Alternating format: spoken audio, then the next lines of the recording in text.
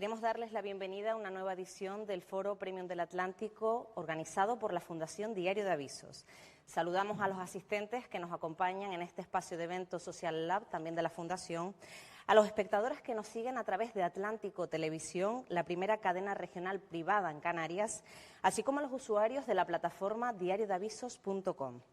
En esta ocasión tenemos el placer de contar con la intervención del doctor María Alonso Puig, miembro de la Harvard University Medical School, autor de numerosas publicaciones de gran éxito y una de las voces más influyentes y acreditadas del panorama internacional en cuanto al campo de la salud, la motivación, el liderazgo y la creatividad. Les adelantamos que nuestro invitado abordará un asunto de máximo interés para todos. ¿Qué debo hacer yo en mi vida cotidiana para estar mejor y ayudar a otros a estarlo? Tras la intervención del invitado, María Rosman, directora de Atlántico Televisión, y Juan Carlos Mateu, vicedirector de Diario de Avisos, dialogarán con nuestro invitado para ahondar en muchos de los temas que planteará a continuación y que seguramente captarán toda su atención en este encuentro. Sin mayor preámbulo, damos la bienvenida al doctor María Alonso Puig.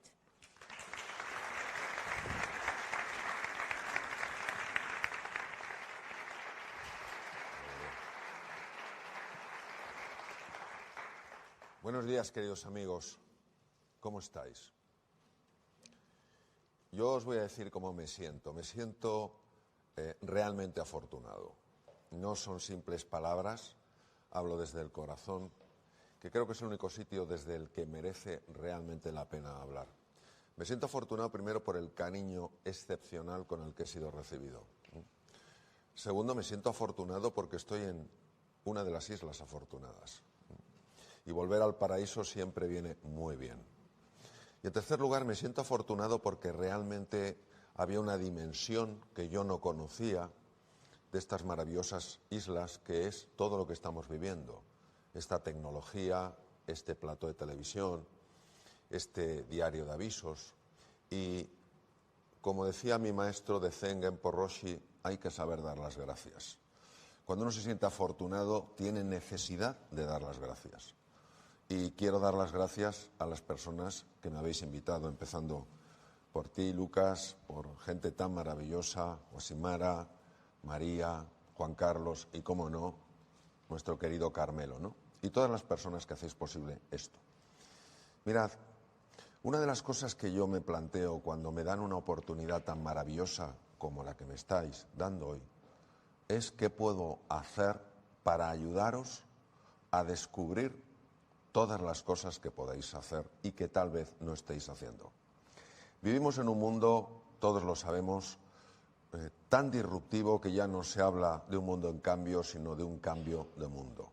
Y ante estos cambios de mundo, el ser humano se queda completamente descolocado. Es como si nos hubieran quitado el suelo bajo los pies, no sabemos muy bien qué hacer. Y como decía, como era el título de un libro, la sensación es que todo se derrumba, ¿no? Se derrumban nuestras seguridades económicas, nuestras seguridades de salud, todo lo que es la geopolítica internacional, y tendemos a sentirnos muy pequeños, demasiado pequeños. De lo que voy a hablar no es ni mucho menos de un homenaje al ego, que importantes somos, sino todo lo contrario, de un reconocimiento de la grandeza que hay dentro de nosotros y que precisamente hay que tenerla presente en momentos como el actual. Momentos donde da la sensación que hablar de lo optimista, de lo positivo, de las cosas alegres de la vida, está fuera de lugar. Da la sensación que la persona que intenta transmitir optimismo, un poco de entusiasmo por la vida, un poco de gratitud, es una persona que no se ha enterado de cómo están las cosas.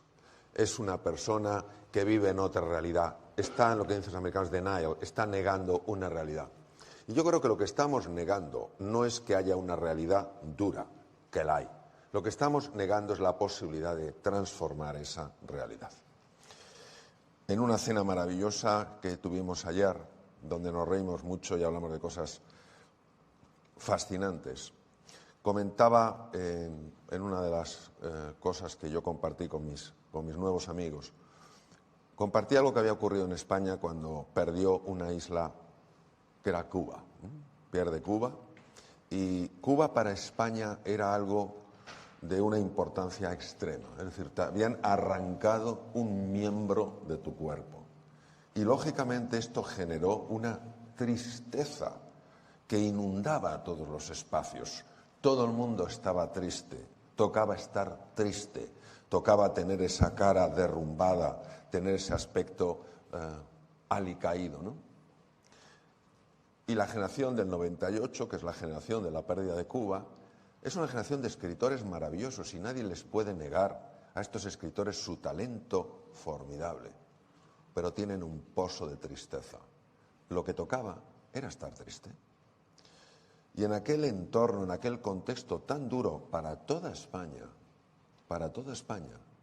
aparece en Valencia un pintor tremendamente disruptivo. Un pintor que no tenía miedo a la crítica.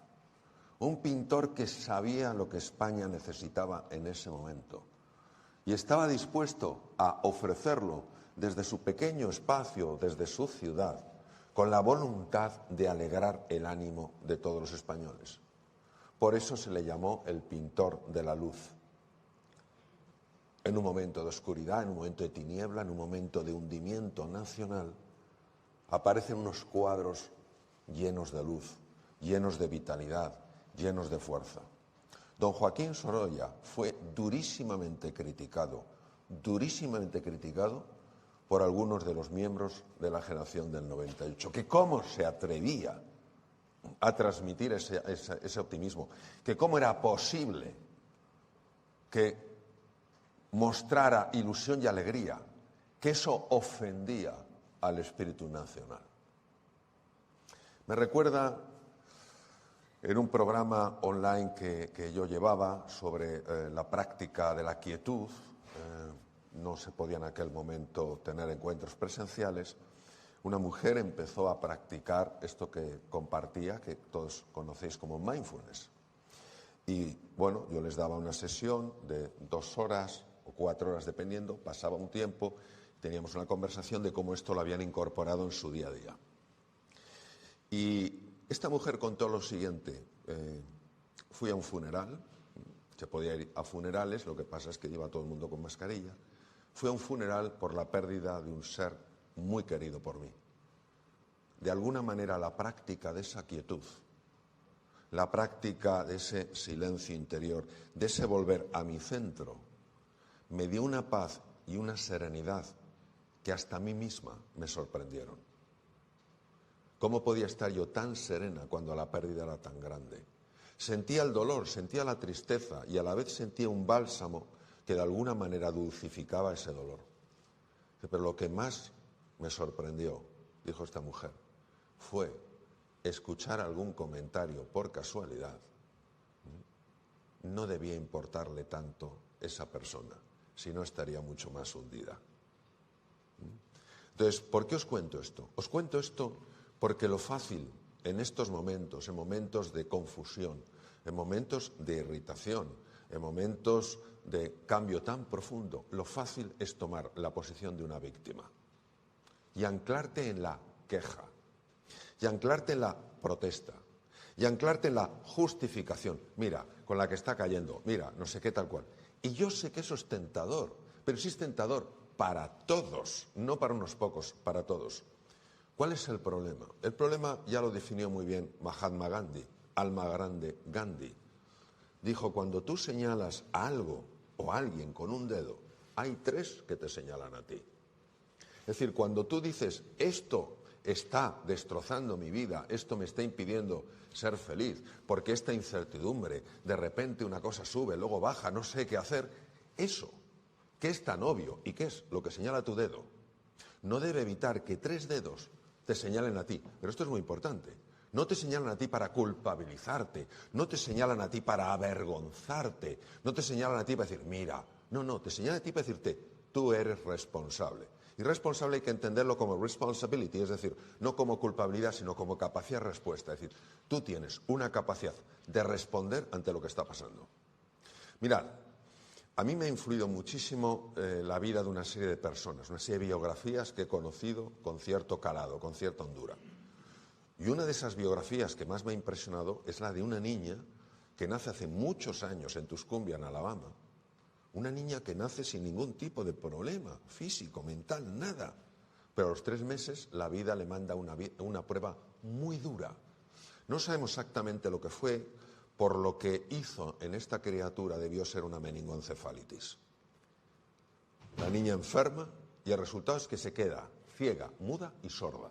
Y uno se pregunta, vamos a ver, una persona que ya no ve, ella tenía unos 16 meses de edad, una persona que ya no ve y que ha visto y ya no ve, una persona que ha oído y ya no oye nada, ha entrado en una cámara insonora, el mundo es una cámara insonora, una niña que con 16 meses ya hablas, una niña ya dice palabras, ya no puede expresar nada, no puede decir papá, mamá, no puede decir nada.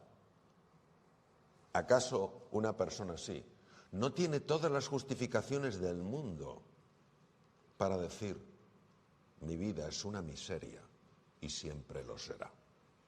Es más, la niña compró eso. Y los padres compraron eso. Cuando tú compras esto, solo queda algo, que es la lástima. Pobrecita, pobre de mí, pobre de nuestra hija. Los padres hicieron lo que pudieron intentando que aprendiera el lenguaje de los sordomudos a través del tacto, ya que ella era invidente. Pero la niña, en esta amargura, como ella le llamaba la noche oscura, en la que fue introducida por la vida, desarrolló una tremenda agresividad, una tremenda irritabilidad. Era conocido lo que hacían con algunos lingüistas que iban a enseñarle el lenguaje de los sordomudos, que guardaba ella agujas de ganchillo, empezaba a tocarles así, estos buenos profesores pensaban que estaba acariciándoles y lo que estaba era buscando un sitio que no estuviera protegido. Y una vez que localizaba, tenía una aguja de ganchillo, que sabéis que son así, y hacía zas, y se lo clavaba, con lo cual al poco tiempo nadie quería ir. Bien. Esta era la situación, una situación desesperada, hasta que lo que es la vida, por eso me sorprende cuando hay personas que dicen que todo es casualidad. Para mí, y es mi forma de verlo, todo es causalidad. Pasaba ni más ni menos que Alexander Graham Bell, el gran inventor. Pero ¿por qué este hombre conocía a una familia en Tuscumbia, Alabama? Que en aquella época, imaginaros, iban con coches de caballos. Pasa y pregunta por la niña, ¿cómo está Helen? Ah, Alexander, no tenemos nada que hacer, es un animal salvaje, es nuestra hija, nos da lástima, pero cuando nosotros muramos, ¿qué será de ella? Y Alexander Graham Bell solo les dijo una cosa, no abandonéis, no tiréis la toalla, nunca lo hagáis. Voy a hacer un paréntesis. Después de la Segunda Guerra Mundial, sobre todo de la batalla de Inglaterra, sabéis que Winston Churchill jugó un papel importantísimo para evitar que los nazis siguieran en su invasión de Europa. Cuando ya había terminado la guerra, Winston Churchill fue invitado a dar una conferencia a un colegio. Ya os podéis imaginar cómo estaría ese colegio lleno. A dar, pues eso, a lanzar un mensaje a jóvenes, profesores, familiares, a alguien que había sido nuclear en vencer a los nazis. Se acercó al micrófono y dijo exactamente esto, está grabado. Nunca, nunca, nunca os rindáis. Y se fue. Había dicho todo lo que tenía que decir. Como me decía en el colegio, lo bueno, si breve, dos veces bueno. Cerramos paréntesis. Nunca tiréis la toalla, pero Alexander, ¿qué vamos a hacer si nuestra hija ya no tiene solución? Y él sugirió que llamaran a una persona que trabajaba en el Instituto Perkins para ciegos de Boston, una mujer que además tenía dificultades para ver, veía, pero tenía dificultades. Dice, traeros a esa mujer, porque no conozco a ninguna otra persona que sea capaz de despertar un alma dormida. Se llamaba Annie Sullivan. Annie Sullivan va desde Boston hasta Tuscumbia, en Alabama, y está con Helen Keller 10 años. Por supuesto, Helen la pinchó, Helen la mordió, pero ella aguantó. ¿Cuál no sería la transformación que tuvo lugar en esta niña invidente, muda, sorda, que fue la primera mujer en la historia que en el año 2008 se graduó con honores por la Universidad de Harvard. Hoy en día podéis ir a Radcliffe, está en Cambridge, Massachusetts, enfrente de Boston, y pasear por los jardines donde esta mujer paseó. ¿Y por qué os cuento esto? Porque la entrevistó un periodista, claro, una mujer con estas limitaciones. Y en aquella época, donde era tan difícil que una mujer pudiera acceder a estudios superiores, y máximo en una universidad de más prestigio en los Estados Unidos, pues claro, llamó la atención. Y un periodista que conocía el lenguaje de los sordomudos a través del tacto, ya que ella no podía ver, le preguntó: señorita Keller, ¿hay algo peor en esta vida que ser ciego? Fijaos qué pregunta, ¿eh? Y dijo: sí, señor, es peor poder ver y no tener una visión, porque cómo ve usted el futuro determina cómo vive el presente. Su fe en el futuro es su fuerza en el presente.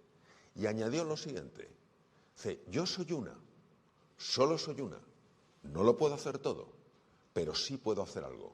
Yo jamás renunciaré a lo que puedo hacer.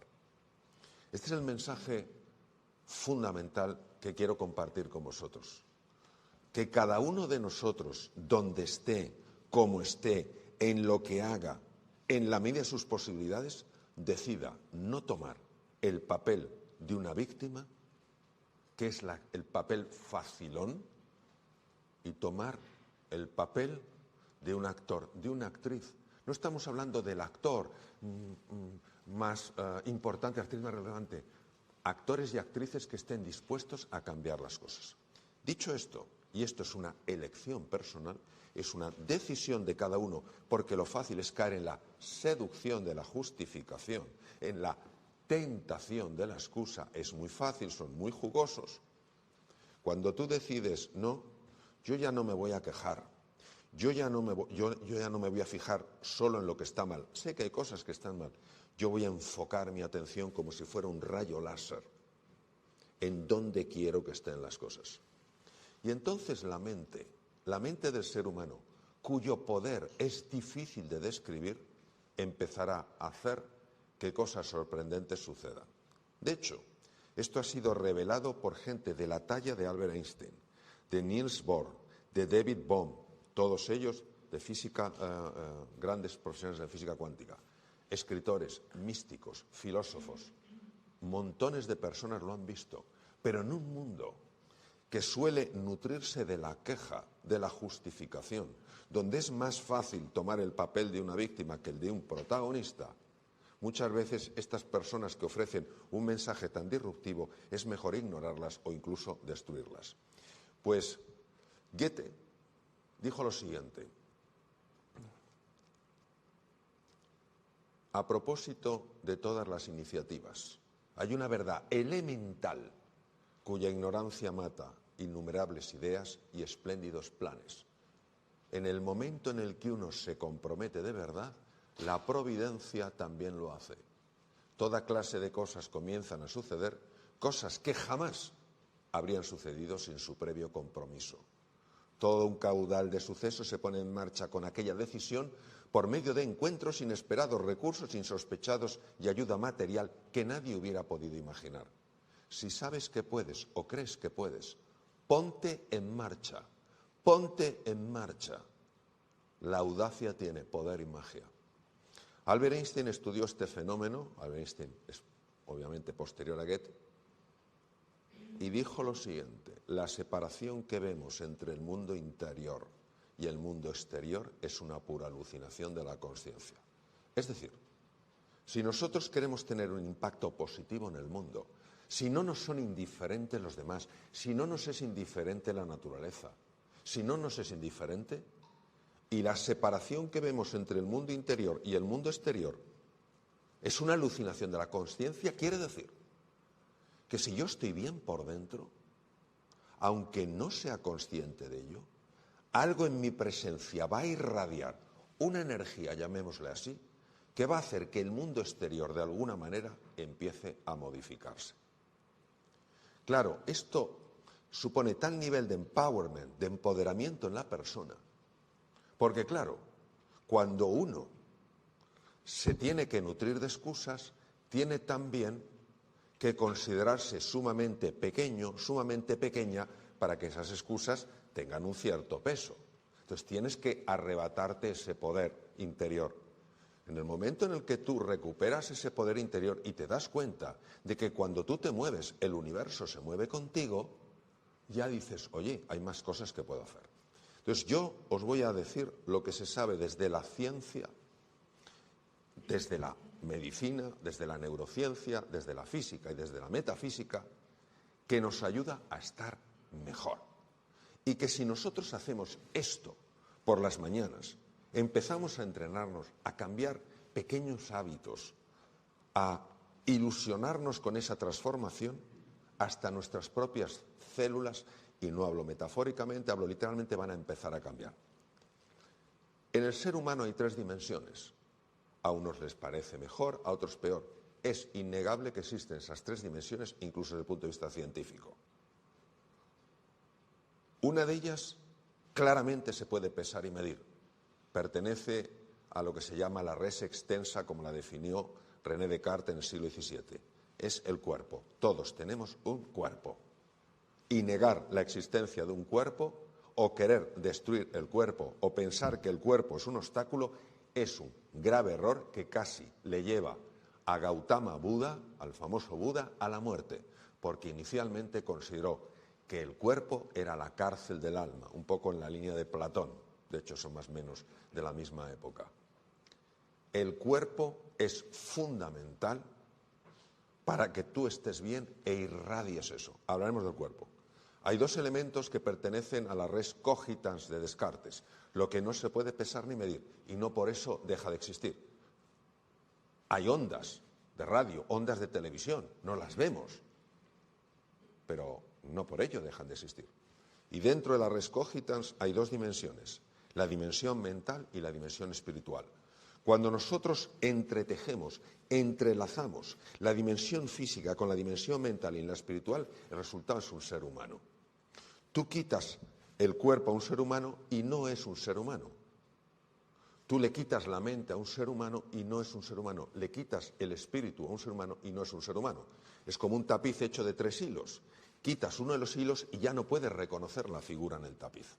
Entonces os voy a decir de forma muy sencilla y conectada con lo que hemos visto, qué necesitamos hacer a nivel corporal, a nivel mental y a nivel espiritual para generar las condiciones internas que nos ayuden a salir de víctima a protagonista, entendiendo no como tributo al ego, sino como personas capaces de influir para la mejora de la sociedad.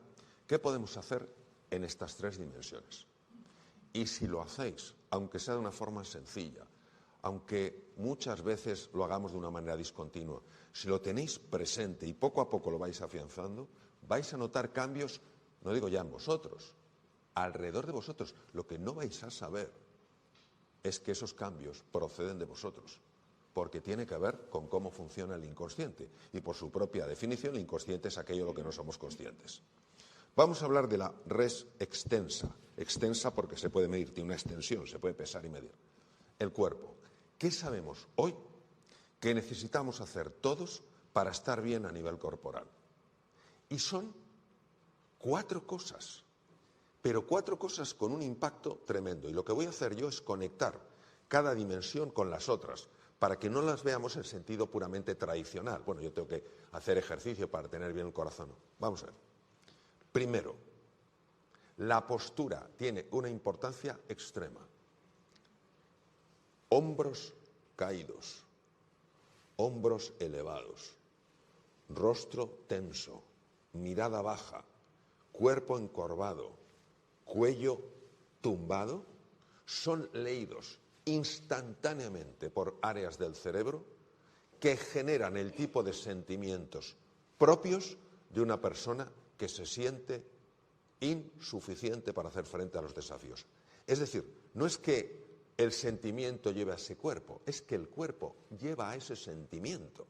Esto que es hoy en día tiene un glamour espectacular, ya fue descrito ni más ni menos que por el grande entre los grandes de la psicología anglosajona, el profesor norteamericano William James, catedrático de psicología en la Universidad de Harvard y que murió en 1910. Fijaos lo que dijo: atrévete a pesar de tu miedo y te sentirás valiente. No dijo cuando te sientas valiente, atrévete. No, dijo atrévete a pesar de tu miedo y te sentirás valiente. Y luego tiene una frase que dice: el pájaro no canta porque es feliz porque canta. Fíjate, es la acción la que te lleva a la emoción. Hoy sabemos perfectamente que cuando el cuerpo se protege, automáticamente empieza a liberarse en la sangre cortisol. Yo llevo hablando del cortisol, no sé, 20 años. El cortisol es una hormona imprescindible para la vida, siempre que siga los ritmos circadianos, circadía alrededor del sol. Pero cuando el cortisol sigue una pauta anormal, ataca todos los órganos del cuerpo, por ejemplo, las propias neuronas. Hace no mucho, en California, la parte norte, un puma, lo que llaman el león de montaña, se salió del lugar donde normalmente viven y empezó a atacar ovejas, ¿no? Y luego empezó a comerse perros y gatos de las poblaciones que había por ahí. Claro, le estaban buscando, pero son animales muy ágiles, muy rápidos y muy listos. Pues hubo un señor, esto es una cosa muy curiosa, que tenía tanto miedo de que el puma les atacara, que automáticamente los hombros le pusieron así. Y no le bajaron hasta que no capturaron al puma. Esto es para protegerte, que no te muerdan la yugular. Fijaos cómo el cuerpo reacciona. Entonces, ¿qué quiere decir? Que ajustéis el cuerpo. Es decir, que ese cuerpo derrumbado no es un cuerpo que nos ayude. Es un cuerpo, tiene que ser un cuerpo esbelto, hombros hacia atrás, pecho hacia adelante, cuello estirado, mandíbula relajada, una cierta sonrisa, respiración abdominal. Entonces, la postura es fundamental, ajustar la postura. Al principio te va a parecer raro, porque vas a creer que todo el mundo te mira. No te mira nadie. Si cada uno va a su bola. Cada uno va a su bola. Segundo elemento, nutrición. Yo os voy a hablar de la nutrición no por cosas como el síndrome prediabético, resistencia a la insulina, inflamación crónica de bajo grado, que no quiere decir de bajo efecto, de gran efecto, de bajo grado, porque no es muy intensa, pero es muy extensa. Yo os voy a hablar del efecto que tiene la nutrición en el estado de ánimo. Hace unos años en la Universidad de Columbia, donde estudiaste tú, en gastroenterología, el jefe de gastroenterología, profesor Gresham, descubrió que el tubo digestivo es el segundo cerebro. Hay alrededor de 500 millones de neuronas. Esto es una barbaridad. Y es capaz de regular la actividad del propio cerebro a través fundamentalmente de dos canales: vía sanguínea y el nervio vago. Décimo par craneal, el 80% de las fibras recogen información. Y se descubrió que la salud de la microbiota, de ese conjunto 1,2 kilos aproximadamente de peso, que habitan bacterias, hongos, etcétera, que habitan en el intestino, la salud de la microbiota es determinante en el estado de ánimo de una persona y en su salud. Entonces nosotros nos tendríamos que hacer una pregunta: oye, ¿y qué puedo hacer para cuidar de mi microbiota? Esto es un tema que podemos hablar horas y horas, pero vamos a lo esencial. Lo que puedes hacer es seguir la mejor dieta que existe en el mundo. Es tan buena que en la Escuela de Salud Pública más relevante del mundo, antes se llamaba la Escuela de Salud Pública de Harvard, ahora se llama Escuela Chang, que está en Boston, en la parte de Harvard, la dieta que se enseña a los que van a ser los líderes de la salud mundial es la dieta mediterránea, que no la sigue ni el Tato. Yo una vez en Colombia dije, no la sigue ni el Tato, y una persona me preguntó, ¿quién es el Tato? Y le dije yo, no, el Tato no existe. Hasta que di una conferencia en Sevilla, dije eso, y se me acerca un señor y dice, yo te voy a invitar a ti a cenar. Digo, ¿por qué? Dice, porque me has nombrado. Digo, ¿a ti? Dice, sí, soy el Tato. Es un exmatador y resulta que tiene un pariente muy lejano que también era el Tato. Digo, encima, yo diciendo que no hay, y hay dos, ¿no? Entonces, la dieta mediterránea es fundamental para la microbiota. ¿Y qué tiene? Una abundancia de vegetales y una tremenda limitación de azúcar. Tremenda limitación de azúcar. Entonces, esto ni mucho menos va en contra de los postres, va en contra del consumo excesivo de azúcar. Y según la OMS, tan criticada en muchos aspectos, es aproximadamente 36 gramos al día. Mirad algunos envases de cosas y una cosa que a lo mejor te parece que es eso, tiene 40 gramos. Tenemos que tener ojo con esto. Nutrición. Tercer elemento es el ejercicio físico. Yo no os voy a hablar del ejercicio físico porque sea bueno para el corazón. Yo os voy a hablar del ejercicio físico porque cambia el estado de ánimo. ¿Y cómo es posible que el ejercicio físico pueda cambiar el estado de ánimo?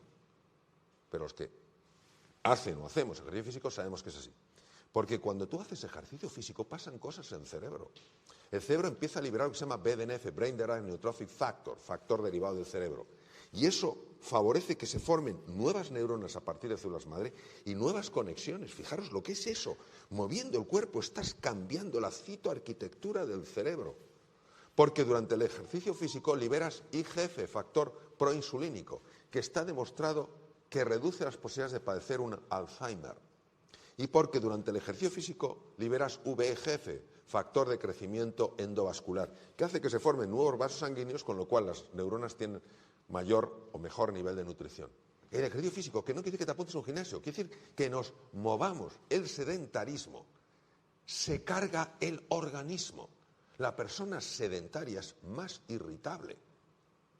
Hay que moverse, hay que dar paseos. Mirad que no tenemos aquí una naturaleza espectacular. Guerra al pijama, salvo cuando vayas a dormir. Hay que salir, hay que moverse. Y luego voy a hablar del sueño. Cuando era jovencito, iba por Madrid y vi un cartel, lo he dicho en muchos sitios, de una bebida alcohólica, que todavía lo recuerdo con espanto. La noche es larga. Ya dormirás bastante cuando te mueras. Os voy a dar unas pinceladas sobre el sueño. Número 1. Todos tenemos que dormir mínimo 7 horas. Solo hay un 2% que se salva. Y lo sé porque estuve con el máximo experto en el mundo. Yo estaba en un hospital, estaba enfrente, el Peter Ben Brigham, el jefe de neurofisiología, catedrático de la Universidad de Neurofisiología. 98% de las personas tenemos que dormir mínimo 7 horas. Yo sé que hay momentos cuando tienes niños pequeñitos, en fin, los médicos que os voy a contar, urgencias, cirugía, bien, pero en general. Porque durante el sueño pasan cositas. Primera cosita que pasa, se abre el sistema linfático, no linfático, que todos conocemos, sino linfático. Fue descubierto en 2015 en Estados Unidos, sistema linfático propio del cerebro para eliminar sustancias tóxicas cuya acumulación favorecen enfermedades degenerativas como el Parkinson o el Alzheimer. Toma ya, y es durante el sueño. Durante el sueño se libera melatonina. La melatonina mucha gente cree que es solo para quedarte dormidito. No, la melatonina activa por la noche los genes PER1, PER2 y PER3, los cuales evitan que haya mutaciones cancerosas. Durante el sueño el sistema parasimpático, el sistema de recuperación del cuerpo, se activa, con lo cual los tejidos mejoran. Se libera hormona del crecimiento. Claro, dicen, oye, yo ya no voy a seguir creciendo. No, pero es que la hormona de crecimiento no solo sirve para crecer cuando eres un niño, la hormona de crecimiento sirve para reparar los tejidos. O sea, fijaros la importancia que tiene el sueño. Yo a veces lo digo, vamos a ver, la evolución, vamos a pensar en términos darwinianos, la evolución. ¿Consideramos que es inteligente o no es inteligente? Y todo el mundo diría, pues sí, es inteligente. Pero claro, de aparecer una célula en el océano a lo que vemos ahora, la belleza de los animales, los seres humanos, tiene que ser inteligente. Bien. A la evolución, ¿qué le interesan? 3 cositas, solo 3. Primero, que comas para que no te mueras de hambre. Número 2, que puedas correr, que puedas escapar si hay un depredador. Y tercero, que te reproduzcas. Si la naturaleza es inteligente, ¿cómo nos va a dejar 8 horas sin tener capacidad de comer? Porque estoy por ver a alguien que esté dormido y esté comiendo. Número 2, nos deja 8 horas sin capacidad de escapar. Estoy por ver a alguien que esté durmiendo y esté escapando. Y desde luego hay que ser un verdadero campeón para estar durmiendo y estar reproduciéndose. Eso no existe. Luego quiere decir que es imprescindible. Por tanto, postura, nutrición, alimentación y descanso.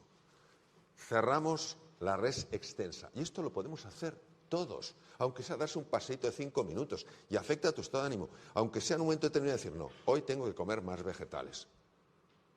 Hoy tengo que hacer tal. Hoy no puedo seguir viendo tablets o móviles de emisión de luz azul porque va a interferir por la noche en la liberación de melatonina. Y poquito a poco vas ganando terreno. La libertad, queridos, es una conquista diaria, ¿vale?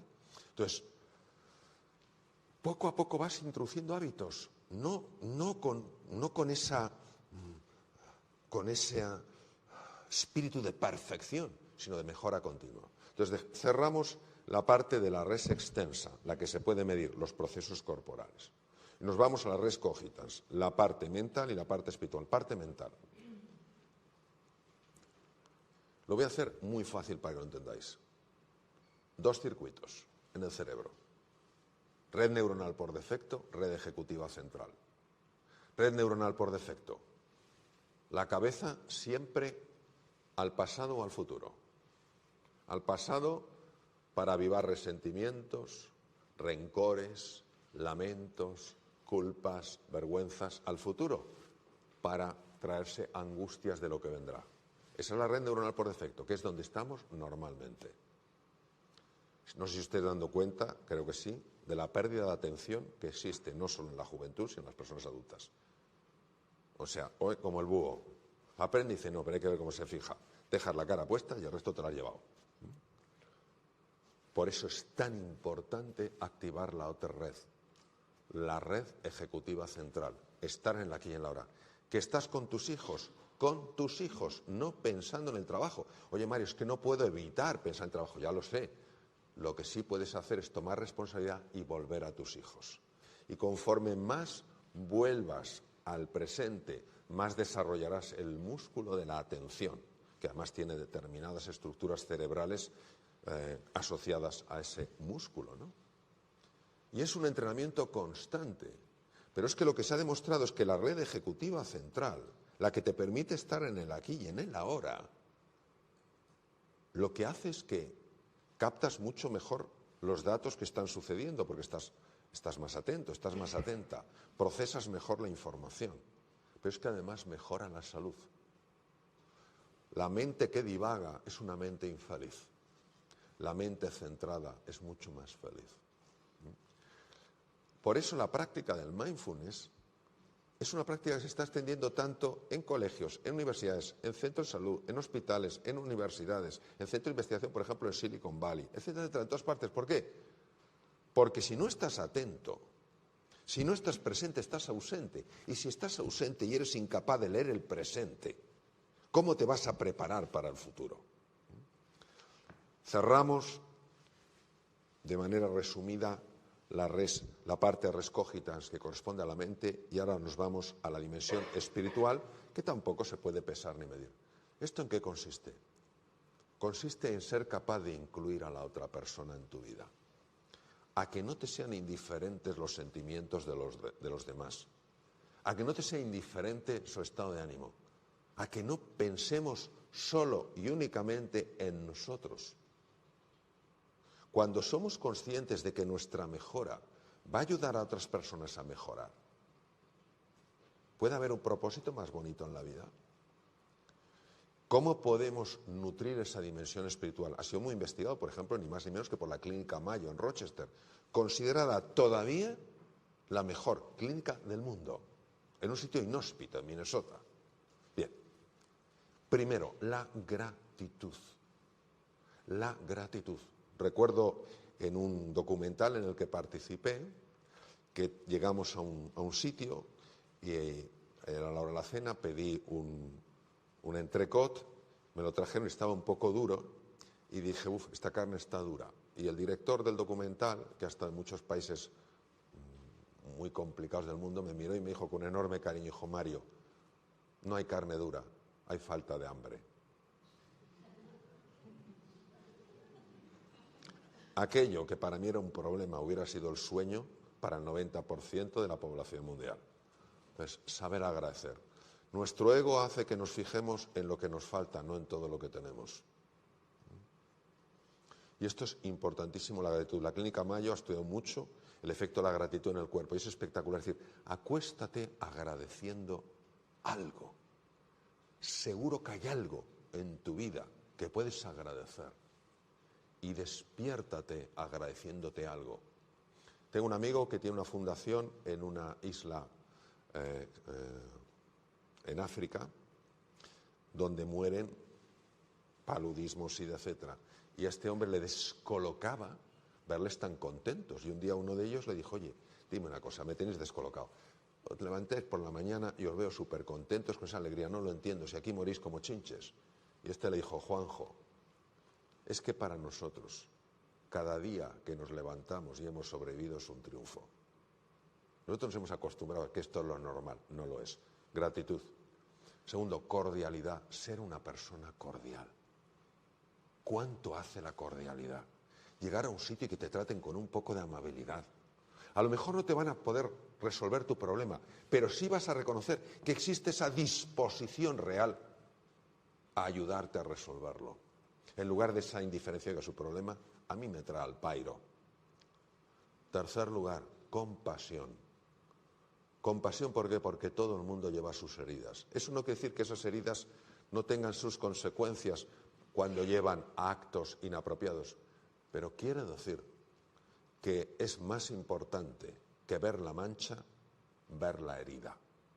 Porque si ves la mancha, si ves la herida y no te es indiferente, por lo menos intentarás no ampliar la herida. Es la empatía y la compasión.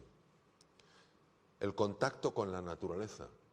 Una de las razones por las que tratamos tan mal la naturaleza es porque nos vemos separados de ella. Es como si un árbol se creyera separado del bosque.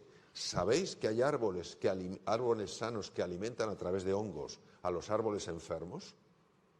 Imaginaros un árbol que dice, no, yo me las basto por mí mismo. No, tú dependes de la salud del bosque.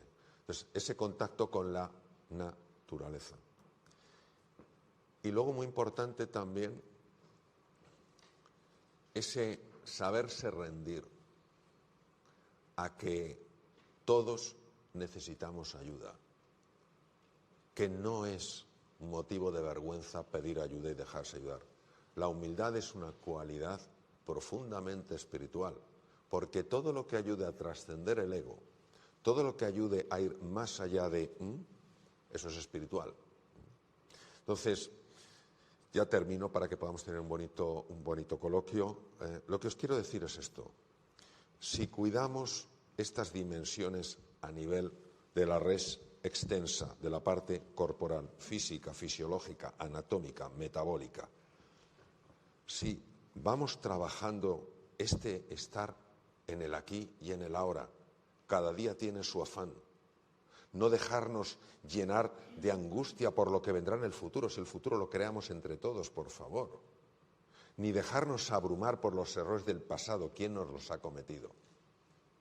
Y si ponemos en nuestra vida esta cordialidad, esta gratitud, esta empatía, esta compasión, esta capacidad de perdón y este contacto con la naturaleza, nosotros en ese momento ya hemos abandonado el papel de víctima, hemos tomado el papel de protagonista de una nueva historia. De una historia que sin duda, a medida que se vaya desplegando, hará que este mundo del que previamente solo nos quejábamos, se convierta en un mundo que todos celebremos. Muchas gracias, queridos.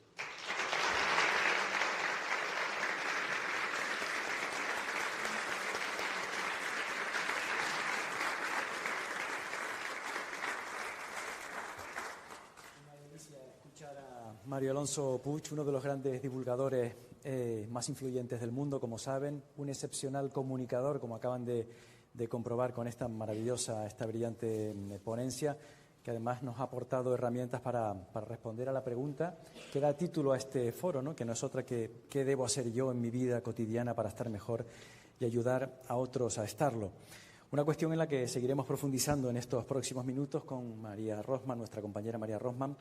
Y a mí, de alguna forma, Mario, me gustaría comenzar un poco este coloquio, este diálogo, preguntándote un poco por la esfera global, contemplando lo que está pasando en este mundo con la guerra de Ucrania, con las hambrunas, con la pandemia de la que venimos, con el cambio climático.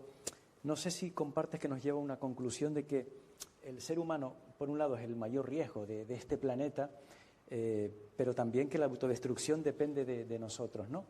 Quiero decir, sin negar que tenemos que afrontar y que vivimos ante una serie de retos, de desafíos, de riesgos, de peligros que están ahí, ¿cómo se puede gestionar esa sensación de que algo catastrófico nos puede pasar? Vamos a ver.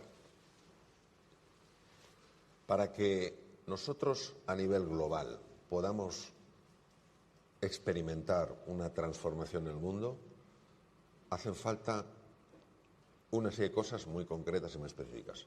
Primero, una expansión en el nivel de conciencia. Es decir, o vemos lo que no estamos viendo o no hay nada que hacer.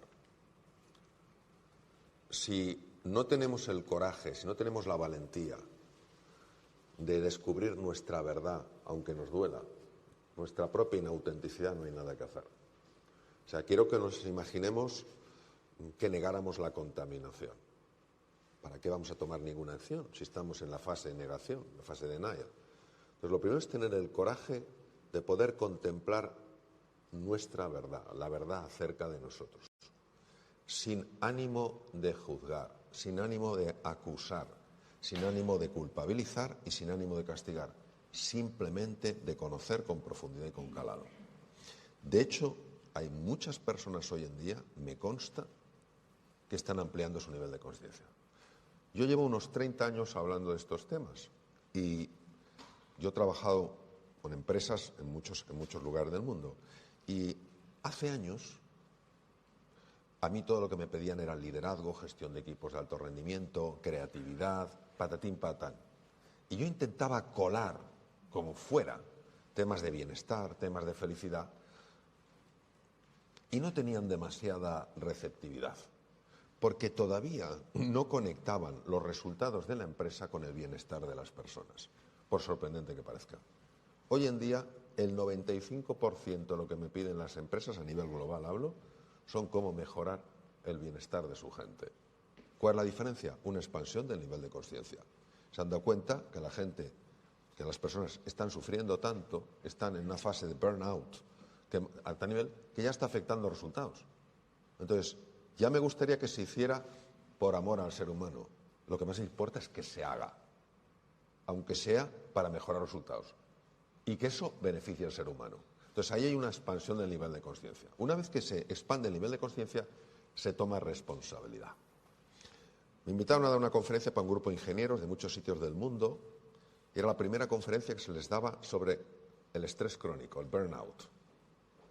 Y en el cóctel se me acercó un ingeniero que vivía en Estados Unidos y me dijo: Mario, qué bien, por primera vez se empieza a hablar de esto, ya no podemos más. Entonces, un aumento en la expansión del nivel de conciencia lleva a que se empiece a hablar de eso. Antes de la pandemia, el 25% de la población española consumía ansiolíticos y antidepresivos y no lo hablaba nadie. Ha hecho falta una intensificación del problema, no que aparezca el problema ya venía, una intensificación para que se hable.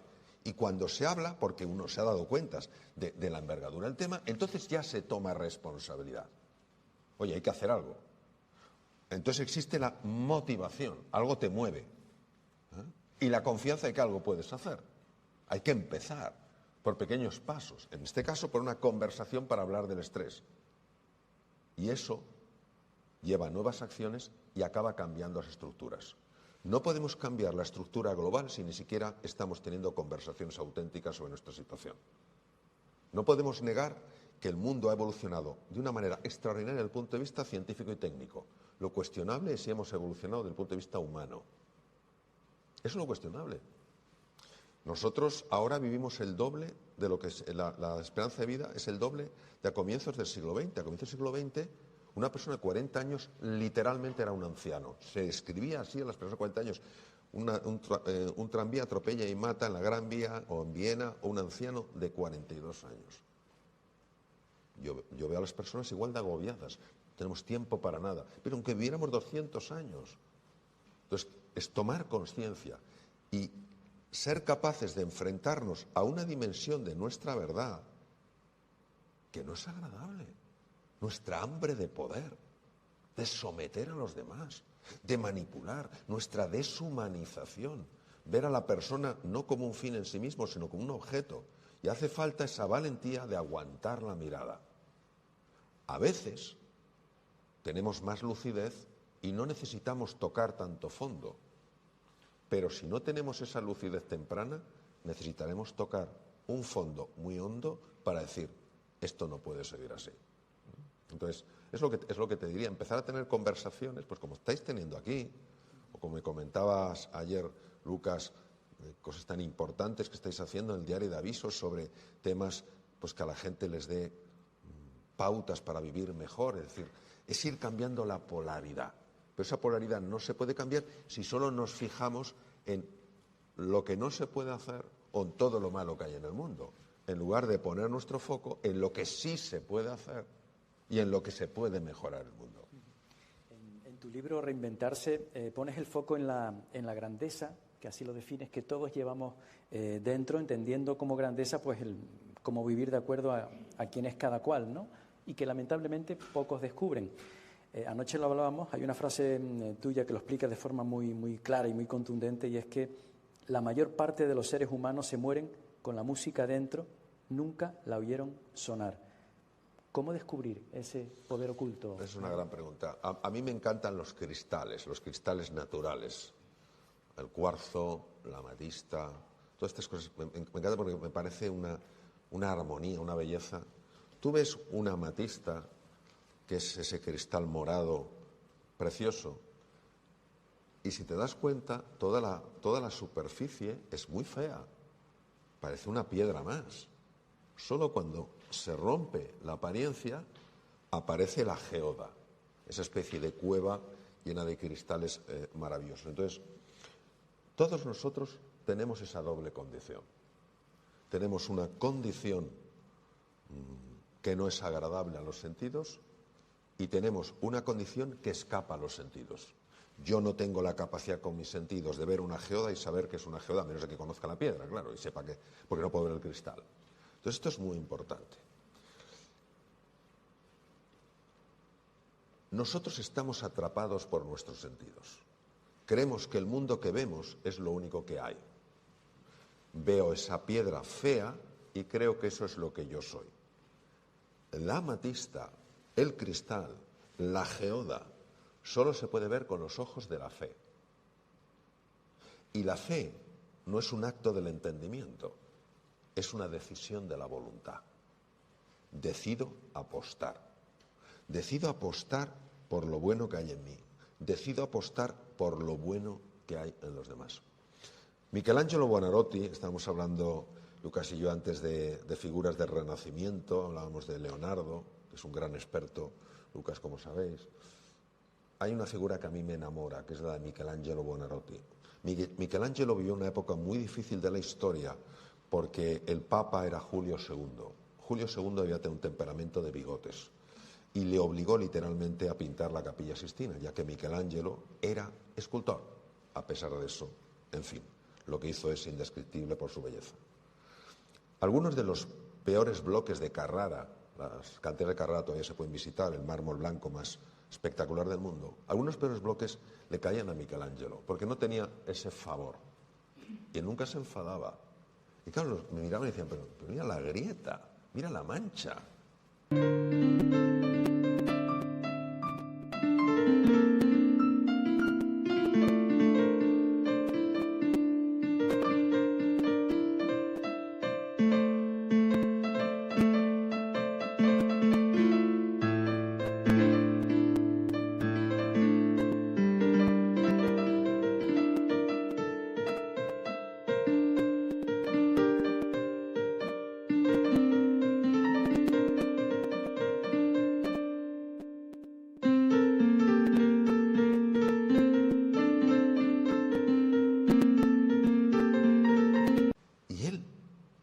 Había desarrollado los ojos de la fe y sabía que dentro había una escultura dormida.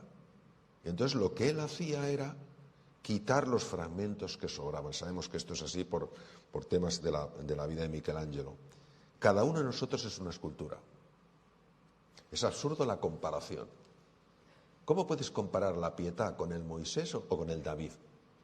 Si es que son majestuosos cada uno. A uno le gustará más la Pietà, a otro el Moisés, a otro el David o el que sea. Cada uno somos eso. ¿Qué es lo que necesitamos? Apelar a que esa escultura salga. ¿Y eso cómo se puede hacer? Reconociendo que nuestra apariencia, nuestros errores, nuestros fallos, son reales, son las grietas, son las manchas en el bloque de mármol, pero que no somos solo eso. Tan atrapados como estamos en el mundo sensorial, despreciamos el mundo suprasensorial. Por eso, y esto lo sabemos, y seguro que los que estáis aquí, los que estáis igual de presentes para nosotros en el mundo, pero que no estéis ahora presenciales, vosotros sabéis que hay personas en nuestra vida que nos han mirado de una manera tal que nos han transformado. Porque no te has sentido juzgado, juzgada, porque te has sentido inmensamente querido y ha salido lo mejor de ti. Haciendo una reflexión sobre estas cosas, hace 2 días escribí una cosa para mí, notas que yo escribo para mí, que dije: lo único que puede sanar de verdad es la capacidad de amar. Y eso es precisamente lo que casi nadie está dispuesto a dar. A ver, es muy fácil amar a la persona que es cariñosa, a la persona que es respetuosa, a la persona que es amable. Es mucho más desafiante ver en esa persona que no es respetuosa, que no es cariñosa, que no es amable, a un ser humano herido, que no justifica su herida lo que hace, pero tampoco niega que hay una herida. Y cuando una persona devuelve algo diferente a lo que recibe, se produce una transformación. Decía Jean-Paul Sartre, premio Nobel de Literatura francés: libertad es lo que tú haces con lo que a ti te hacen. Entonces yo puedo tomar el papel de una víctima: mira, a mí me han hecho esto y por esto soy así. No. Esto es lo que has recibido. ¿Y tú qué has dado? En esta vida, doctor Alonso Puig, que llevamos tan frenética, este estrés que nos está matando de tantas maneras, el vivir en el presente, el vivir el día a día, también conlleva intentar de alguna manera callar los ruidos. Decía usted que el silencio es importantísimo y que el silencio no es la ausencia de sonido, sino la ausencia de ruido. ¿Cómo podemos separarnos de ese ruido que realmente nos afecta el poder ser feliz, ¿no? Esa pregunta, eso que dice María, es de una importancia extrema en la salud física, mental, emocional y en el mundo de relaciones. Vamos a explicar de manera muy sencilla cómo funciona. Si nosotros vemos las notas de una partitura y vemos a un gran pianista tocando esas notas, nos daremos cuenta de que ese pianista respeta los silencios. Rubinstein era conocido por su manejo magistral de los silencios. Entonces, esos silencios son los que permiten que al espaciarse las notas pueda emerger la música. Si todas las notas fueran seguidas, sin silencios, no habría música, habría ruido. Nosotros tenemos una dimensión de la mente que mete un ruido tremendo. En inglés le llaman el racket. Mira lo que me ha hecho, no sé qué, pues esta se lo guardo, no sé qué, porque todos sabemos lo que es. Y esto puede durar años, y para muchas personas dura la vida entera. Sabemos que ese ruido es tremendamente dañino para la salud. Produce una liberación constante de cortisol. Aumenta el estrés oxidativo. El estrés oxidativo es, nosotros tenemos que obtener energía a través de moléculas como la glucosa. Podemos obtener una cantidad pequeña o una cantidad grande. Que sea pequeña o grande depende de que podamos usar oxígeno o no. Si usamos oxígeno en la combustión, la cantidad de energía es muchísimo mayor. Pero hay que pagar un precio. Por ejemplo, yo quiero ir a un sitio, quiero ir más rápido, oye, pues tengo que pagar una carretera de peaje, me cuesta dinero. El peaje que pagamos es la liberación de unas sustancias que se llaman especies radiactivas de oxígeno. Esas especies reactivas de oxígeno, atacan moléculas para robarles electrones y al atacarlas dañan Por ejemplo, produce mutaciones o deterioro en la piel. Se sabe que esa conversación, precisamente por producir esa tensión en el cuerpo, aumenta el estrés oxidativo, aumenta el cortisol, deteriora el funcionamiento de las bacterias. Fijaos hasta qué nivel. Cuando una persona está muy estresada, empieza a liberar adrenalina en el tubo digestivo. Y ese tubo, en la luz, donde vive esa colonia de bacterias.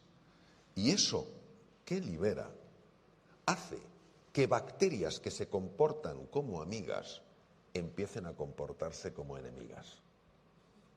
Favoreciendo, se llama el leaky gut, el intestino permeable, entran productos tóxicos y todo eso favorece el llamado cuadro de inflamación crónica de bajo grado, que entre ellos produce inflamación cerebral causante ansiedad, depresión, etc. Entonces, lo primero que sabemos es que ese ruido es dañino. Lo segundo que sabemos es que ese ruido procede a nivel físico de la red neuronal por defecto. Si nos damos cuenta, María, cuando vamos al pasado, no es lo frecuente que sea para recordar las vacaciones maravillosas que pasamos en Tenerife, sino para acordarnos del desgraciado, de la desgraciada que me amargaron la vida, o de cómo yo amargué la vida de los demás. Cuando vamos al futuro, que pocas personas están pintando un futuro ilusionante, la mayor parte es un futuro angustioso, la que nos viene encima. Entonces, todo eso forma parte de ese ruido mental. Y la ansiedad y la depresión emergen de ahí. De hecho, el propio Freud decía, la depresión es la agresión vuelta contra uno mismo. No le hicieron ni caso en aquella época, pero bueno, mira que era profundo lo que decía. Entonces, quiere decir que si nosotros queremos estar mejor, hemos de abrir ese espacio entre las notas. Esas notas en el ser humano se llaman pensamientos. Y la mayor parte de los pensamientos que producimos son pensamientos disfuncionales. La Universidad de Harvard ha estudiado mucho el fenómeno de las emociones y la salud y dicen que el 80% de las consultas a médicos generales por enfermedades reales tienen como unos elementos causantes la disfunción emocional, la envidia, los celos, el miedo, la ansiedad, la angustia, la sensación de impotencia, la desesperanza. Todo eso. Luego, si nosotros queremos experimentar música en lugar de ruido, no hay que eliminar esos pensamientos, no hay que eliminar las notas. Pues entonces vamos todos a vivir una cueva en los Himalayas y nos olvidamos del mundo. Eso no es. Tenemos que aprender a espaciarlos. Es decir, yo estoy hablando contigo ahora y estoy hablando con Juan Carlos. Y se me cuela un pensamiento y dices, ¿qué comeré hoy? Yo no me tengo que enfadar, yo tengo que tener cuidado de que no me arrastre, porque como me arrastre el pensamiento ya no estoy contigo y con Juan Carlos. Entonces en ese momento yo me doy cuenta y sin enfadarme, eso sí, con decisión y con disciplina, yo vuelvo. Cada vez que estoy haciendo eso, el espacio que se va abriendo entre los pensamientos es mayor. Y hay personas que me han preguntado, oye, pero...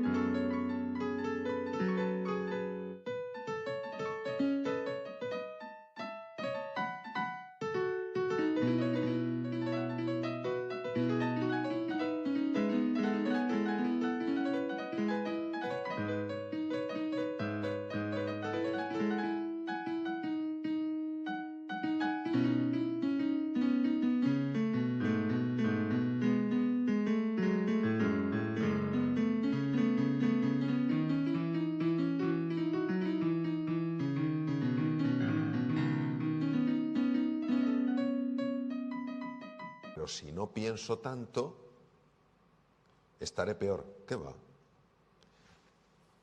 Si yo estoy escuchándoos y a la vez estoy pensando, no os estoy escuchando.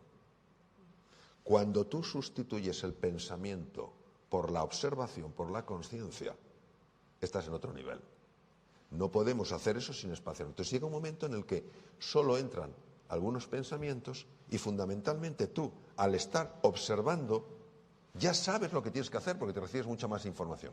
Por eso la práctica del mindfulness, fíjate, el primero en el mundo que lo trajo no fue Jon Kabat-Zinn, fue el doctor Herbert Benson, y lo sé porque él estaba en el hospital enfrente, el mío. Él estaba en el Deaconess y yo estaba en uno que se llama el Beth Israel. Entonces, este hombre estaba angustiado con la hipertensión arterial de sus enfermos y no conseguía controlarla con medicación. Y no podía inflarle esa medicación porque tiene efectos secundarios. Y escuchó, leyó, estamos hablando de hace muchos años, hace más de 30 años, que los monjes budistas tenían un sistema para calmar la mente. En Occidente esto era imposible.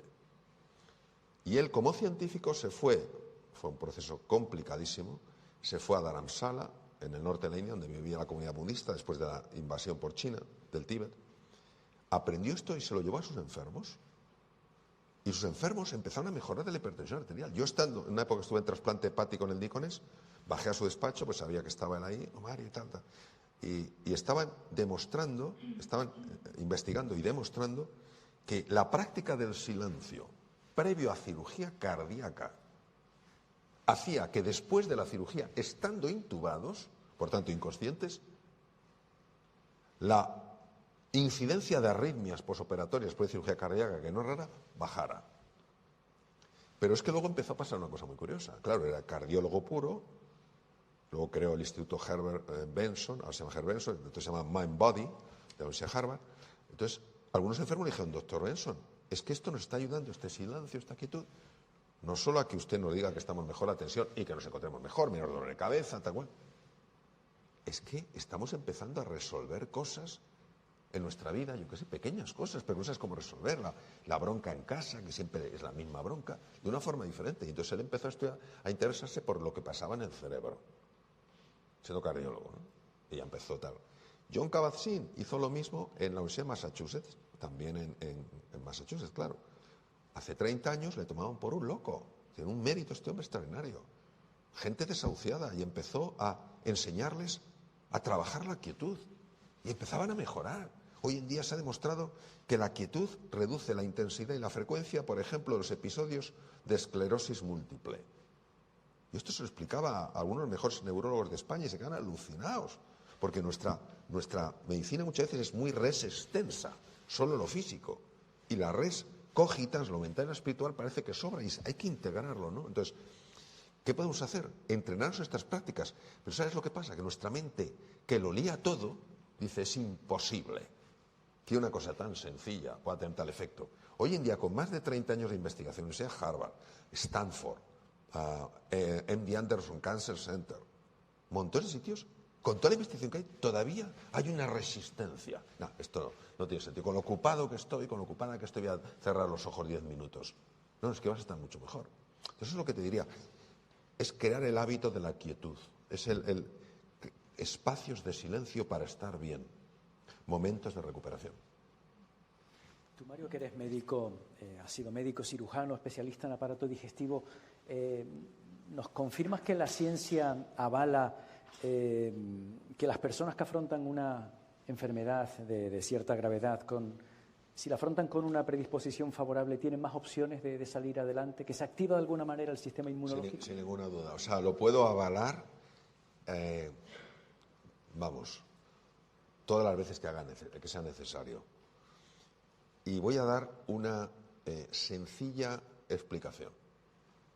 Hubo una científica norteamericana maravillosa, falleció, una mujer que podía perfectamente haber recibido el premio Nobel de Medicina, la doctora Candice Perth.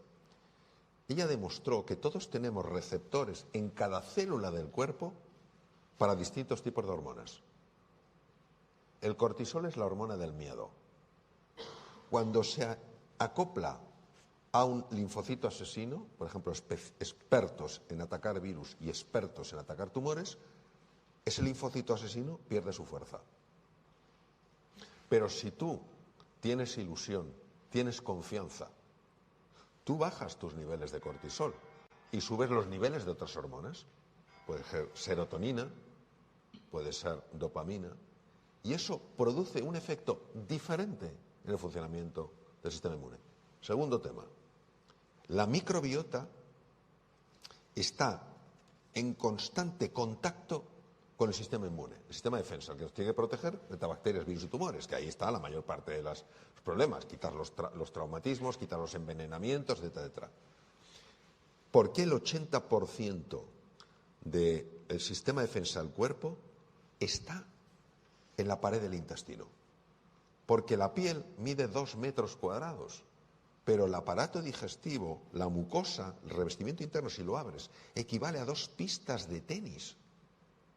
Es la mayor superficie del cuerpo, por ahí te puede entrar de todo. Entonces, el 80% del sistema de defensa, el 80% de estos soldados están vigilando esa fortaleza. Cuando una persona, ante una enfermedad, cae en sensación de impotencia y de desesperanza, todo esto produce una forma de estrés llamada distrés. Daña la microbiota. Al dañar la microbiota, hay que tener en cuenta que la microbiota en gran parte adiestra a esos soldados, aunque parezca mentira. Es un órgano externo, pero casi es como interno, ¿no? Eso tiene una repercusión enorme en el sistema de defensa. Por eso, el tener ganas de vivir, el tener confianza, el sentirse apoyado, importantísimo. Por eso es tan fundamental que las personas enfermas, sobre todo de ciertos tipos de enfermedades que generan mucha sensación de soledad, tengan grupos de apoyo. Todo eso reduce la activación del sistema simpático, que es el que produce todas estas alteraciones, y activa el parasimpático. Se sabe que el parasimpático, el sistema parasimpático, hemos visto hasta las proyecciones sobre las células, favorece que esas células sean más agresivas contra los tumores. Entonces, ¿qué quiere decir? No es la panacea. Hay gente súper optimista y súper positiva que no sale adelante. Hace poco, yo soy patrono de honor de la Fundación Juegaterapia. Hace poco, pues, hacíamos un homenaje a Elena Huelva, una jovencita maravillosa que falleció de un sarcoma de Ewing con 20 años y era positiva, no lo siguiente. Y entonces, bueno, gracias a ella y a su empuje y a la Fundación, pues se ha conseguido una beca para ayudar a la investigación del sarcoma de Ewing, ¿no? Y esto pasa. Ahora, que no sea el único factor determinante, no quiere decir que no sea un factor que cuente, y mucho, muchísimo. Tú hablabas antes de algunas prácticas orientales. Te quiero preguntar también por ese diferente concepto de felicidad en Oriente y en Occidente, ¿no? Aquí, en teoría, se dan determinadas condiciones que parece que son como más favorables para tocar, para alcanzar, saborear esa felicidad, mientras que en Oriente, pues probablemente con menos recursos económicos y sociales, la gente parece más feliz con menos, ¿no? ¿Eso tiene que ver con la espiritualidad? Sí, esa es una reflexión, yo creo que nos tiene que invitar a pararnos y a considerar lo siguiente. En lo que yo conozco de la cultura oriental, no la oriental occidentalizada, sino la oriental y la occidental.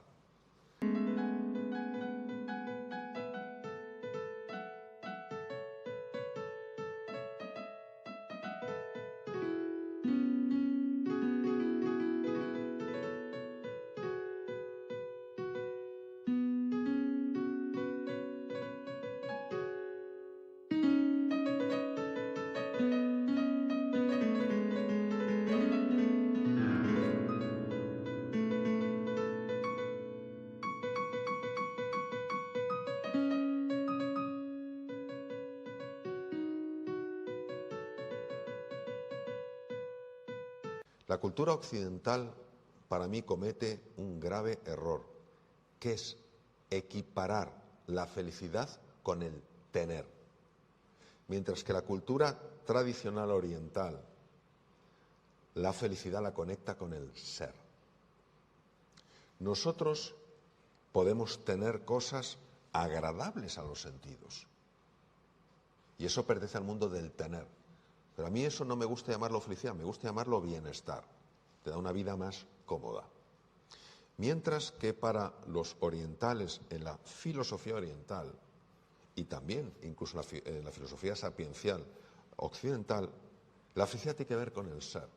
Yo suelo poner un ejemplo muy básico, pero que mucha gente lo entiende muy bien. A mí me encanta el jamón ibérico. Me encanta.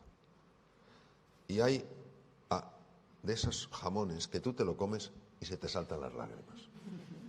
Y eso es bienestar subjetivo. Pero yo, cuando me regalan, gente es cariñosísima, me suelen regalar jamón en Navidad, lo que sea, que me lo mandan cortadito, pues lo distribuimos en casa y le toca, pues tocamos el mismo número de sobres. Yo guardo los míos, no me los como. Y cuando se lo han comido todos, digo, oye, vamos a merendar un poquito de jamón. No, si es que ya no lo hemos comido. No, pero yo tengo. No, papá, es para ti. Es que yo soy feliz cuando lo comparto con ellos. Lo otro, si me lo como yo, eso es el bienestar subjetivo. Me colma los sentidos. Cuando yo lo comparto, me colma el corazón. Entonces, no podemos confundirlo, no son incompatibles. Claro que tenemos que tener un nivel de bienestar subjetivo. Eso es importantísimo. ¿Por qué? Porque tenemos una res extensa, un cuerpo, y nos gusta estar calentitos, nos gusta comer, nos gusta beber, nos gusta viajar con cierta comodidad, pero eso no es todo. Entonces, el cuerpo va mucho más con el tener y la mente y el espíritu va más con el ser. Tremendamente entrelazados. Lo que no debemos es confundirlo. Por eso hay muchas personas que, obsesionadas con el tener, llegan al final de su vida y dicen, me equivoqué. Entonces, hay que buscar ese equilibrio donde es lógico que quieras tener un bienestar, no lo confundamos con que eso es la felicidad. Hablaba usted antes también de esa conciencia colectiva. Ponía el ejemplo de los árboles enfermos que ayudan a los árboles, al revés, los sábanos ayudan a los árboles enfermos.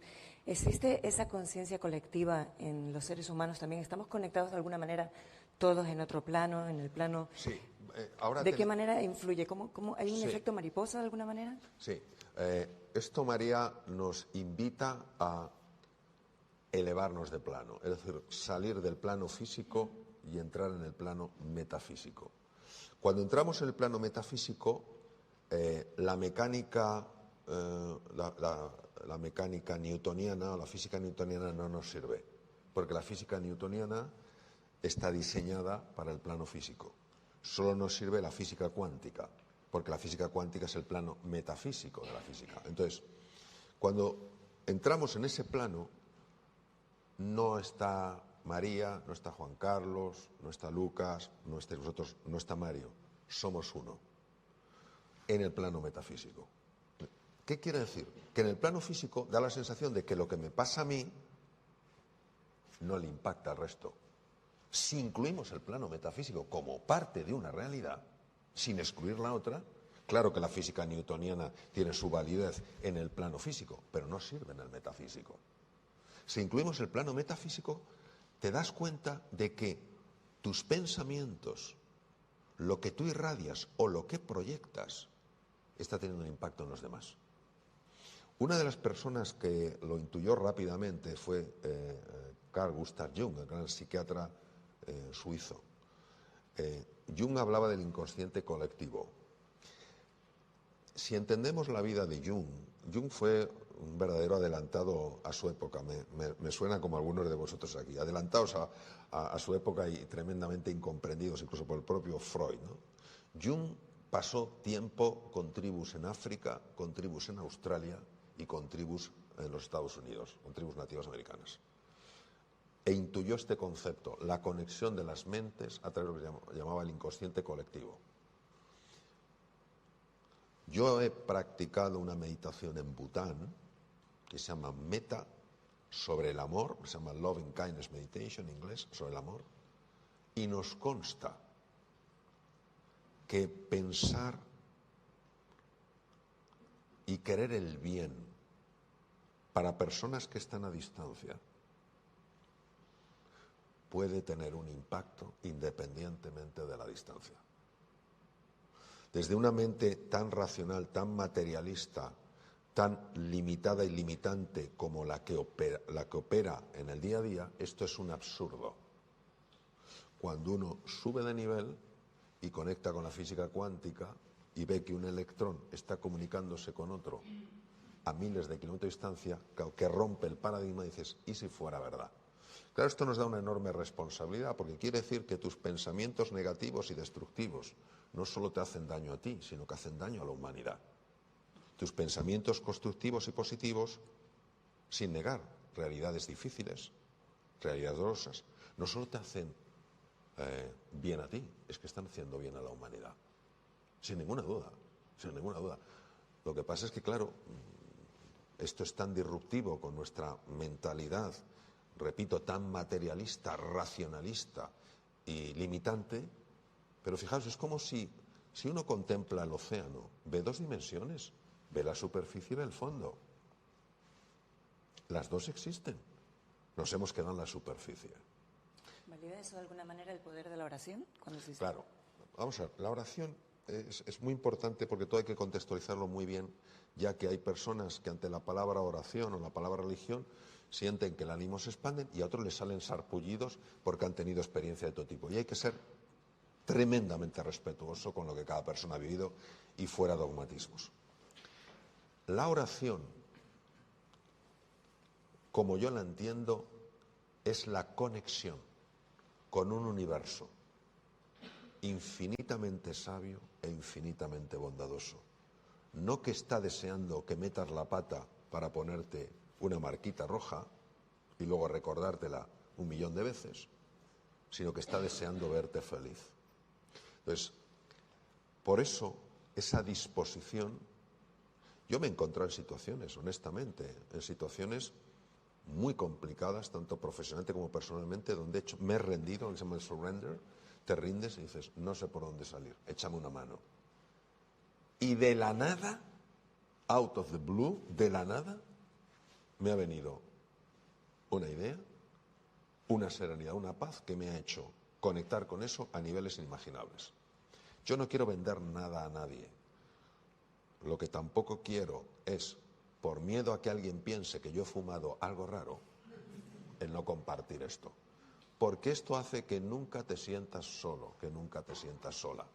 A propósito de todas las iniciativas en la verdad elemental, cuya ignorancia mata innumerables ideas y espléndidos planes, en el momento en el que alguien se compromete de verdad, la providencia, llámalo como quieras, también lo hace. Entonces, esa oración es una apertura al universo, no tiene que pasar por una fórmula hecha. No, por supuesto que sí. Quiero preguntar por otro asunto. Vivimos en una sociedad muy polarizada, muy partidaria de poner etiquetas, de dividir, de polemizar. Este es de derechas, este es de izquierdas, este es del Madrid, este es del Barça. En fin, ¿hasta qué punto ese tipo de planteamientos, de etiquetas condiciona nuestra forma de relacionarnos? ¿Cuánto de distinta puede ser la vida sin esas etiquetas?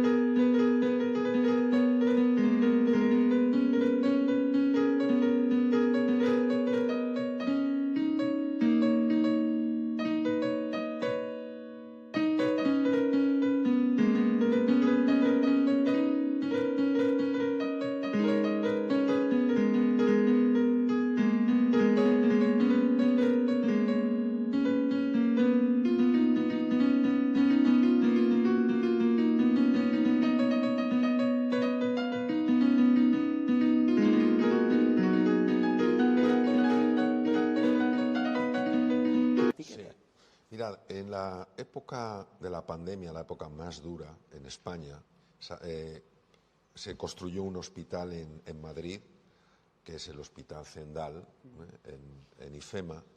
Es un hospital muy grande que se hizo en un tiempo imposible. Me recuerda ayer cuando se daba la beca a la Asociación Española que investiga el sarcoma de Ewing, en honor a Elena Huelva,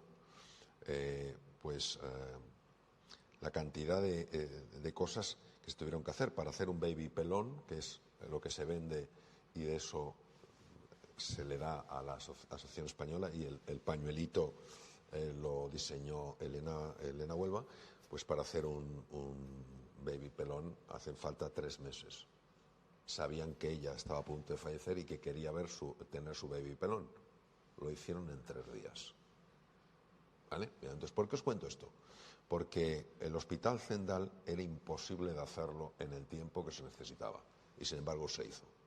Yo tuve la fortuna de conocer una vez que se hizo el hospital, conocer al director general de IFEMA, el que se encargó de toda la logística, y al responsable médico que se encargó de toda la parte médica, porque había que hacer tuberías, no sé qué, oxígeno, eso, la parte logística y la parte médica, da igual. Y me comentaron que allí había gente de todos los partidos políticos ayudando, que todos a una Fuenteovejuna, que todos se olvidaron de lo que les separaba y se enfocaron en lo que los unía. Yo creo que en una época como la actual, en la que hacemos frente a tantos desafíos, necesitamos personas que nos unan, no personas que nos separen. O sea, todos vamos a encontrar en el otro cosas que no nos gustan. ¿Por qué no nos enfocamos en lo que sí nos gusta? ¿Por qué no nos enfocamos en las cosas favorables? ¿Por qué no nos enfocamos en lo que nos conecta? Entonces, lo que necesitamos son personas que unan, no personas que separen, no personas que digan, mira lo malo que haces, mira lo malo que haces, sino, oye, esta persona igual que tú quiere ser feliz y sufrir menos. Vamos a usar la inteligencia colaborativa para que eso suceda. Entonces, por eso la cooperación es la gran solución. Y todo lo que fomente la rivalidad, eso no va a llevar a ningún sitio. Doctor Alonso, llegó el momento ya de un poco empezar a cerrar el foro, para no abusar tampoco mucho de su tiempo. Yo creo que nos quedamos todos con ganas de saber muchísimo más, pero ya se nos acaba un poco el tiempo. Para cerrar, nos gustaría si nos puede hacer una pequeña reflexión, teniendo en cuenta que hoy es el Día Internacional de la Mujer, con este aspecto, y ya yo creo que va siendo hora de que empecemos a despedirnos el día de hoy. Me hicieron una entrevista hace un par de días para un periódico en la península y me hablaban de esto. Vamos a ver. Cicerón fue uno de los personajes más relevantes que ha conocido el mundo. Cicerón dijo que la virtud más hermosa era la justicia. Yo creo que todos, hombres y mujeres, tenemos que estar en favor de la justicia. Y la justicia es reconocer en la mujer exactamente la misma dignidad que en el hombre en todos los sentidos. Y todo lo que vaya a favor de reconocer esa dignidad, me parece que va a ser bueno para todos. Y eso es lo que puedo decir. Entonces, que el mundo necesita el talento femenino, pero si eso es indudable. Lo importante no solo es que la mujer reconozca que está operando en el paraguas de la justicia y no de la injusticia, sino que la mujer consigo misma también haga justicia. ¿A qué me refiero? Yo he estado con muchos directores de recursos humanos en empresas que me han dicho lo siguiente: se ofrece un puesto X. El ideal de condiciones son 10. Una mujer con 8 no se presenta y un hombre con 5 sí. Es decir, la mujer también ha de hacerse justicia a sí misma. ¿Qué quiere decir? Reconocer lo mucho que vale. Reconocer lo necesaria que es. Reconocer todo lo que pueda aportar. Porque si a mí el mundo, imaginemos, me está diciendo creo en ti y yo me digo a mí mismo que no creo en mí, no vamos a salir adelante. Entonces esa justicia es un reconocimiento de la grandeza y de la dignidad que en este caso, en tu pregunta, María, tiene la mujer y que es indiscutible. ¿Y qué es indiscutible? Déjeme hacerle una última pregunta ya al cierre, muy pequeña, porque anoche se la planteaba y me gustaría que compartiera esa reflexión con nuestros invitados esta mañana. Hablábamos al principio de la guerra de Ucrania, que es una guerra que nos preocupa su evolución. ¿Qué puede haber en una cabeza como la de Putin? ¿A qué moldes mentales responde alguien que ha ordenado lo que ha ordenado en esta guerra? Lógicamente, teniendo en cuenta la tremenda falta de información no sobre lo que hace, sino sobre la persona en sí, yo diría que lo peor que he visto, que el origen de algunas de las peores cosas que he visto obedecen a un hambre desenfrenada de poder. Cuando el hambre de poder en un ser humano le atrapa, esa persona deja de ver seres humanos, ve medios para aumentar su poder. Entonces, yo no puedo de ninguna manera juzgar a este hombre, porque lo que quiero es en mi vida cada vez juzgar menos. Lo que quisiera es comprender su estructura mental. Y lo único que hoy puedo entender es cómo se puede poner en marcha una cosa así, es hambre de poder. Hambre de poder. Por eso toda persona que tenga poder, todos tenemos poder de influir, pero aquellas personas que ocupan puestos de gran poder, es muy importante que no se olviden de por qué están ahí. Están ahí para servir, para contribuir. Por eso el poder tiene que ir unido a la humildad, porque si no te separas. Te separas. Yo esto se lo pregunté a un historiador porque me parecía que era imposible. Me habían dicho que algunos césares, en la época de la Roma clásica, claro, imaginaros todo el mundo, ¡oh, César! Llevaban a una persona que le tiraba en la túnica y le decía, recuerda que eres tan solo un hombre.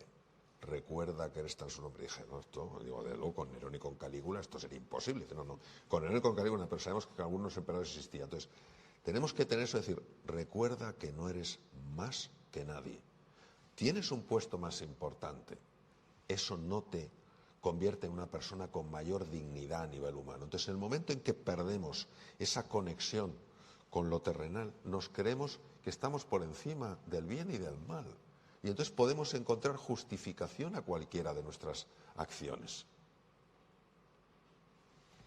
Con ese mensaje nos vamos a quedar, Mario Alonso Puig. Juan Carlos, con un mensaje un poco más optimista, ¿no? Para no quedarnos con esto, ¿no? Para subrayar. Vamos a quedarnos quizás pues con todos los ejemplos tan bonitos que hemos visto de solidaridad, de resiliencia, de contribución.